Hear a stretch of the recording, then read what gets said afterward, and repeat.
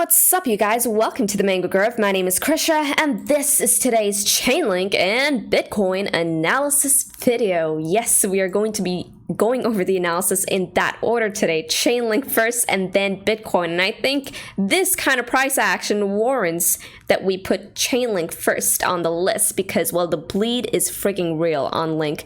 I mean, what is this from the top? Now, the top of the topmost wick on Chainlink was actually at $20 on the dot.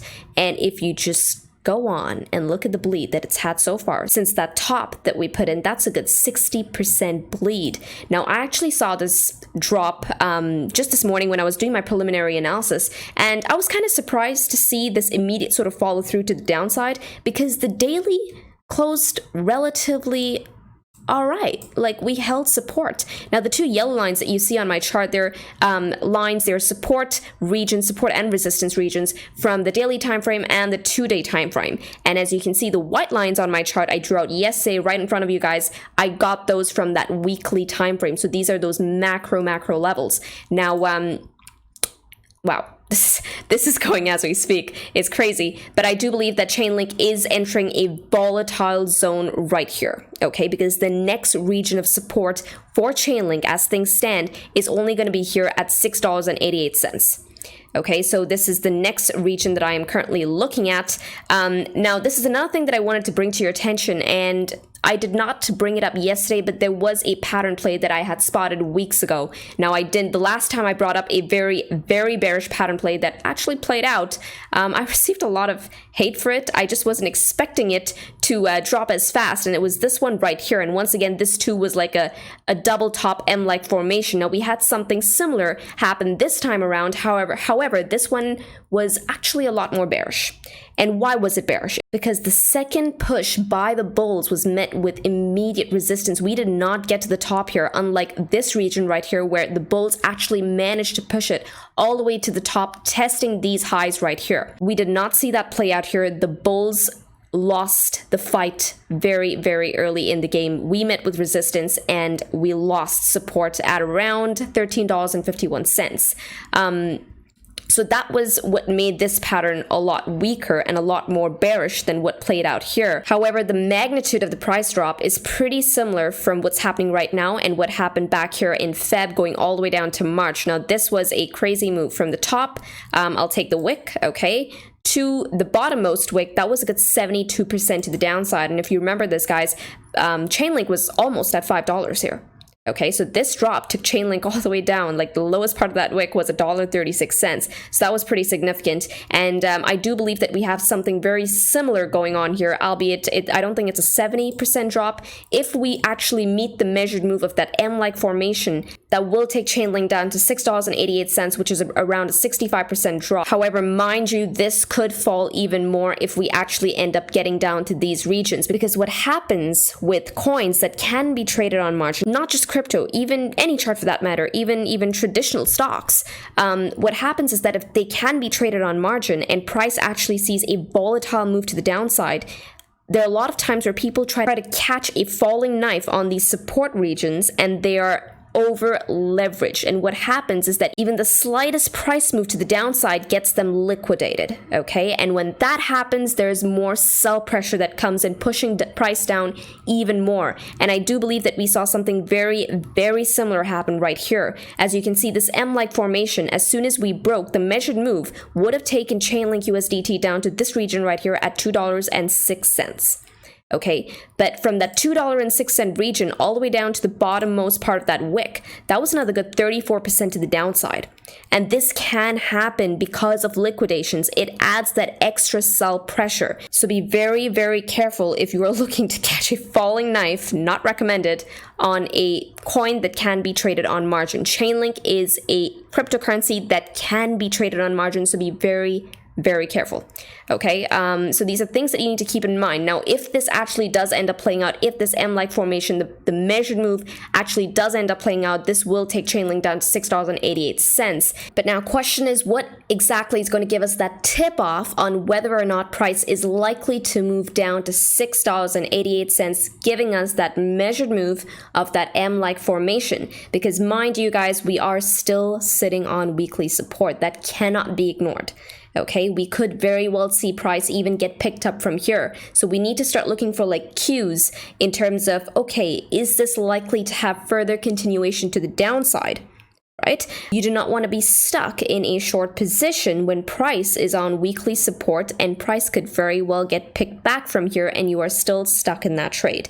It's just not a good place to be in. So now let's look for the cues. I'll be watching out for how that 12-hour candle closes. Now we close a 12-hour candle in about 4 hours, give or take. So let's get onto that 12-hour time frame and I'm going to tell you exactly what it is that I am looking for. If my chart loads. Beautiful. Okay, I have a random line here. Okay, so now this is the 12-hour time frame, and as things stand, we are currently hovering under support. Now the support I'm looking at is $8.15, once again the same weekly level, and I personally will be looking for how price closes relative to $8.15 on that next 12-hour close. If we close under $8.15, I will be expecting continuation to the downside. If we close over $8.15, I'm going to be looking at that as a defense, at which point I will not be looking for continuation, not immediate at the very least. And why am I looking at that region even on the 12-hour time frame is that because if you just zoom out, guys, okay, and you have to really assess past price action relative to this region right here, you'll notice that in this region, now this was the last time that we were actually playing around this $8.15 resistance. Yes, it was resistance back in the day. Resistance turned support, turned back into resistance, once again turned support, and then we had continuation. But I want you to notice how price reacted off of that region, guys. It was very, very clean, very clear. Every time we closed under, we saw that follow through to the downside, albeit in this range right here. We spent a few days just hitting up against resistance. But what is to note here is that $8.15 region is a very, very good point of reference on the 12-hour time frame. It is likely to tip you off on the direction that price could very well take. So any trades on that region, I think would be relatively easy to manage, but be careful. The momentum, this was a consolidation. What's happening right now is an absolute bleed. So be very careful. For those of you in the Mango Seed program, you guys need to have your risk management in place. You have the system. We've given you the system. Make sure to use it if you are jumping into a chart as volatile as this. Okay, it is what is going to keep you safe from getting stopped out and getting liquidated. All right, so be careful. Prudence is necessary in this region. But coming back onto the 12-hour time frame, I will be looking to see how price closes relative to the $8.15 region on the 12-hour time frame. We close under, I will be looking for continuation to the downside. However, if we close above, I'll be looking for price to start making its way up, possibly testing these regions of resistance that it broke at around $8.68 and all the way up to $9.